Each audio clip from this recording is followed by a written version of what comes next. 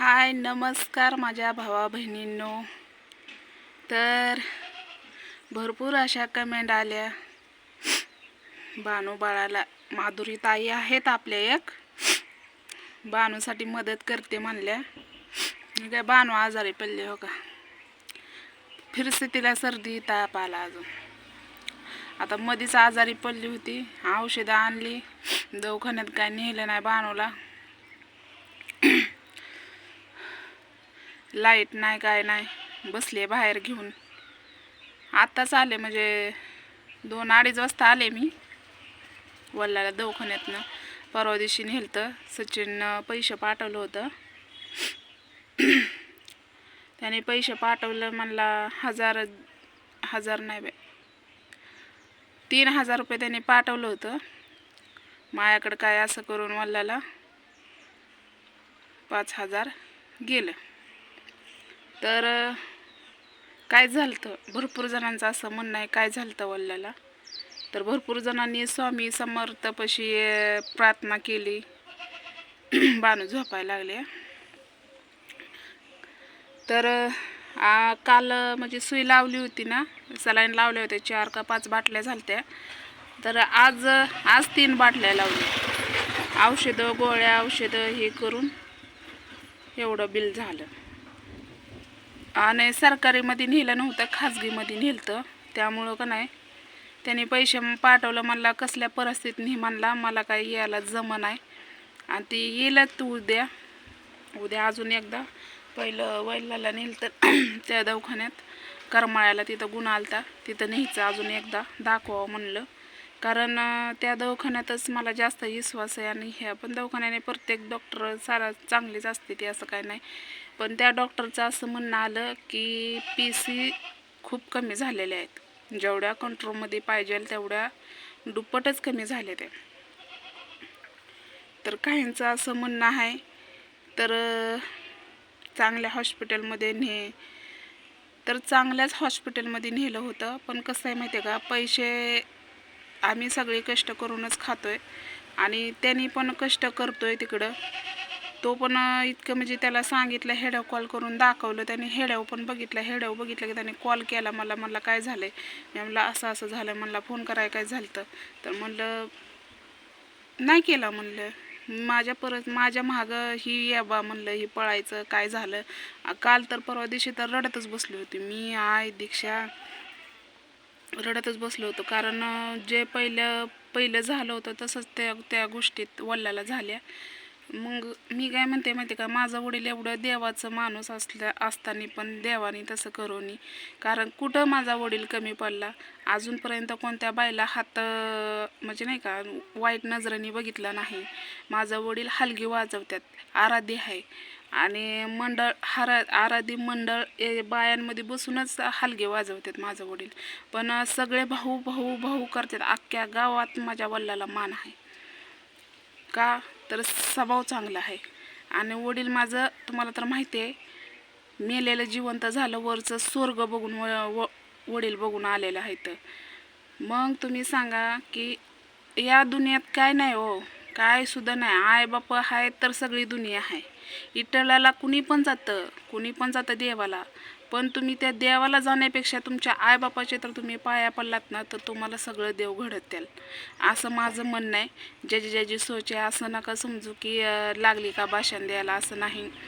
कसं आहे माहिती आहे का, प्रत्येक गोष्ट सांगावं असं मला वाटत नाही. पण मी तुमच्यासोबत सगळं शेअर करते.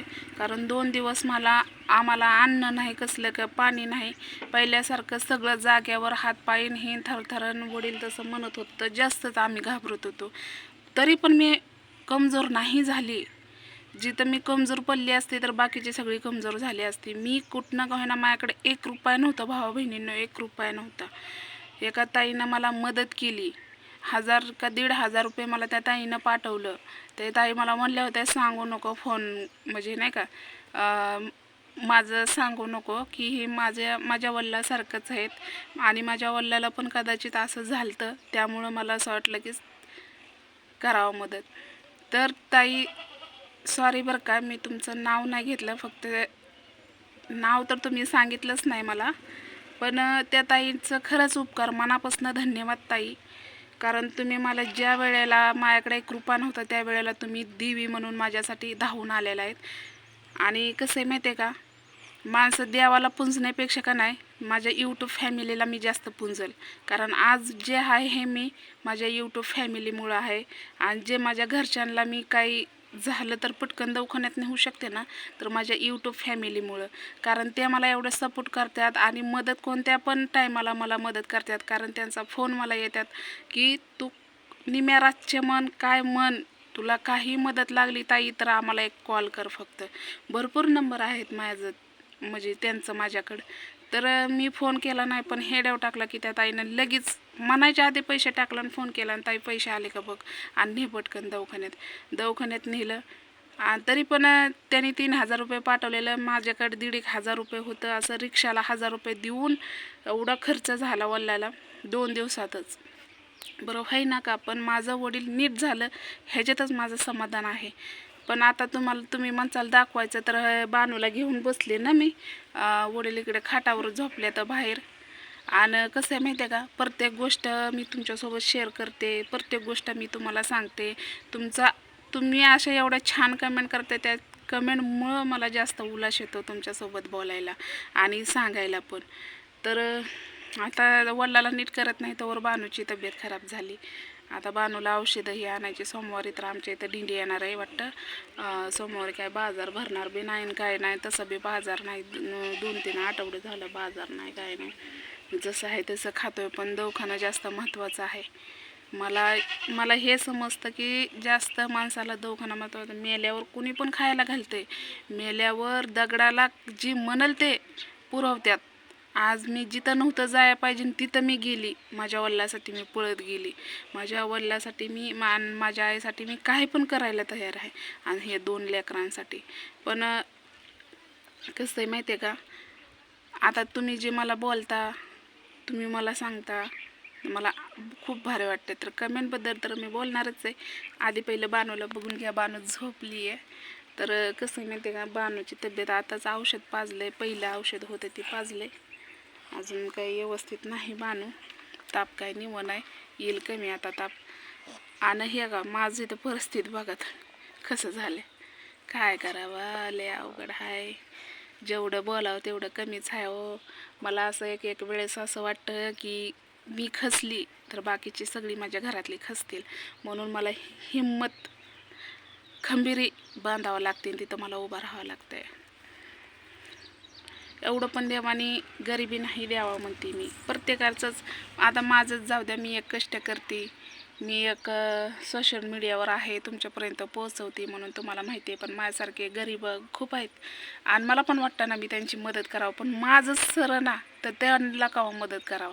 तरी पण मी त्यांना सजेशन चांगलं देते की बाई इथं दवाखाना चांगला आहे तिथं नाही. पण माझ्याकडे जेवढं पैसे नसतात की बाबा हो आता तुमच्या म्हणजे गरिबाला द्यावं, असं मला पण वाटतं. माझं चांगलं झालं तर मी पण त्यांना नेलंच की दवाखान्यात. आणि हे तुम्हाला मी म्हणत नाही किंवा सांगत नाही, हे माझं जे मी भोगलं आहे का नाही ते माझ्या गरिबाने कुणी भोगू नये. म्हणून त्यामुळं मला असं वाटतं की कोणताही गरिबी असू द्या, ते आजारी पडला तर मी न्यावं पटकन, असं माझ्याकडे पैसे पण असावं. पण आता सध्याला तर नाहीत, पण माझी परिस्थिती चांगली झाली तर नक्कीच मी तुमच्या आशीर्वादाने ही काम चालू करणार. म्हणजे काय म्हणतात त्याला, लोकसेवा असं समजू नका, कारण मी त्यातनं गेलेली आहे.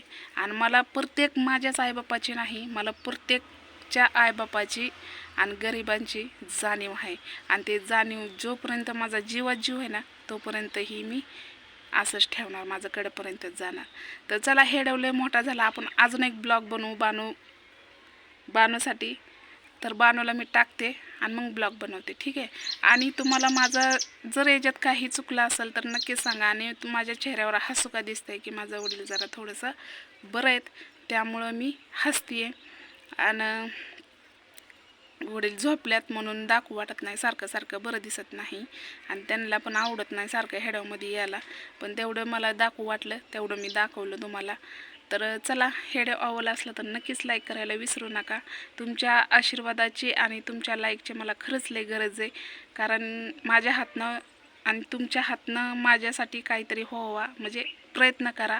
आणि की माझ्या तुमच्या हातातनं आलं म्हणजे तुम्ही मला यश दिलं तर मी पण म्हणजे नाही का प्रयत्न करेल की एखाद्या गरिबाला चांगला दवाखाना करावा असं म्हणते बरं का. मला जास्त बोलता येत नाही, समजून घेत जावा. गैरफायदा म्हणजे शब्दाचा गैरफायदा असं म्हणू नका. तर हे आवडलं असलं तर नक्कीच लाईक करायला विसरू नका. आपल्या बानूसाठी नक्कीच लाईक करा. आणि बानू झोपली आहे. भरपूर जणांचं म्हणणं होतं बानूला दाखव. तर बानू झोपली, बानू आजारी आहे, बानूला न्यायचं आहे आता दवाखान्यामध्ये. उद्या नाही तर परवा दिवशी नेईन मी. तर हिच्यासाठी पण गाडीच करावं लागेल.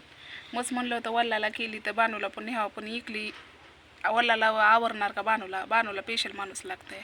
मग त्यामुळं बानूला काय नेलं नाही. तर चला बाय.